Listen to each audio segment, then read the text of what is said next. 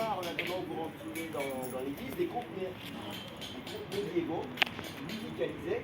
Et on va si vous voulez bien, on va partir en Orient. Parce qu'à l'époque, en Orient, pendant le Moyen-Âge, vous savez que le Moyen-Âge a duré en gros du baptême de Clovis en 496 ou 97, je ne sais plus trop, jusqu'à 1460 quelque chose. Et à cette époque-là, au Moyen-Âge, en Orient, évidemment, ils ont une grande avance en fait sur nous en Occident, parce que évidemment au niveau des sciences, au niveau des mathématiques, au niveau de l'astronomie, ils ont beaucoup d'avance. Et dans un palais, il y a un sultan qui vit, mais alors dans un luxe inouï. Et ce sultan, il a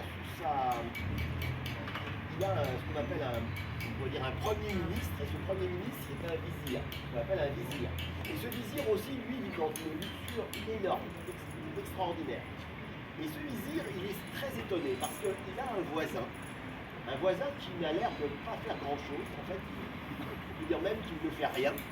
Et pourtant, ce voisin qui ne fait rien, donc qui n'a aucun revenu, ce voisin-là, pourtant, il organise chaque semaine des fêtes, mais alors des fêtes somptueuses, aussi somptueuses que ceux qui sont organisés par le sultan.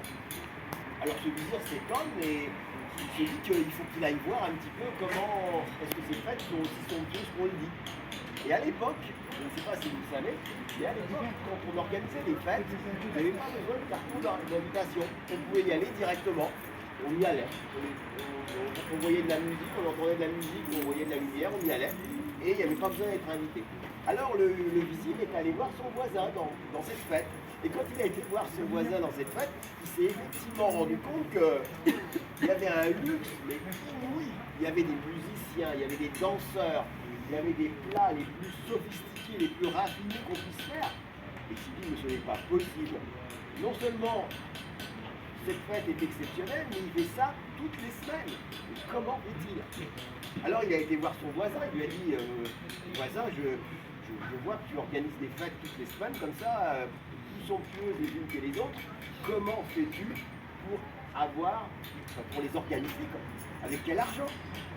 Ah, dit le voisin, moi, j'ai un petit secret. Moi, j'organise ces fêtes-là parce que je gagne beaucoup d'argent. Mais qu'est-ce que tu fais pour gagner beaucoup d'argent? Ben moi, je fais des paris. Des quoi?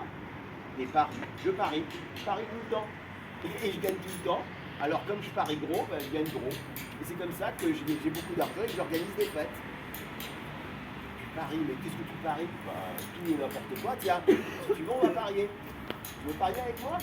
Ben, je sais pas. Qu'est-ce qu'on parie? Ben, je sais pas, moi, on va parier. Tiens, on va parier que la semaine prochaine, tu auras un bouton sur la fesse gauche. Tu paries? Tu vas avoir des boutons. Ben, parie alors, si tu ne vas pas en avoir. Le vizir est un peu troublé parce que on lui a annoncé que cet homme-là, il gagne tous ses paris. Alors il se dit quand même, s'il parie, c'est qu'il doit être sûr de lui. Alors le vizir dit, écoute, je veux bien parier, mais je ne veux pas parier grand-chose. Je ne veux pas prendre de risque. D'accord, dit le voisin. Allez, on parie 1 dirham. Il n'y a rien un dirham pour toi. Et celui qui gagne le double. T'es d'accord? D'accord. Et il parie.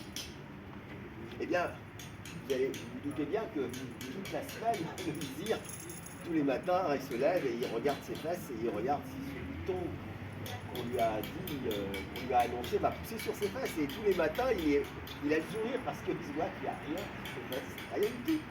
Alors, les jours passent comme ça, et puis à la fin de la semaine, le dernier jour, il est un peu encore anxieux, et puis le dernier jour, il se lève, il regarde, et là, il voit qu'il n'a rien. Alors là, il est sûr de lui, il est très content, il va voir ses voisins, il lui dit, hey, voisin,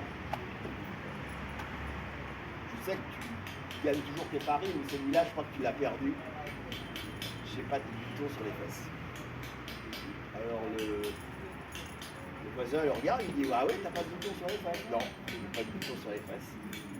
Ouais, bon. Mais moi, je suis comme saint Thomas, je veux voir pour le croire. Oh, ben, s'il y a que ça. Alors le vizir descend sa culotte et montre ses fesses au voisin. Il lui dit, tu vois, il n'y a rien. Ouais, c'est vrai, dit le voisin, t'as gagné.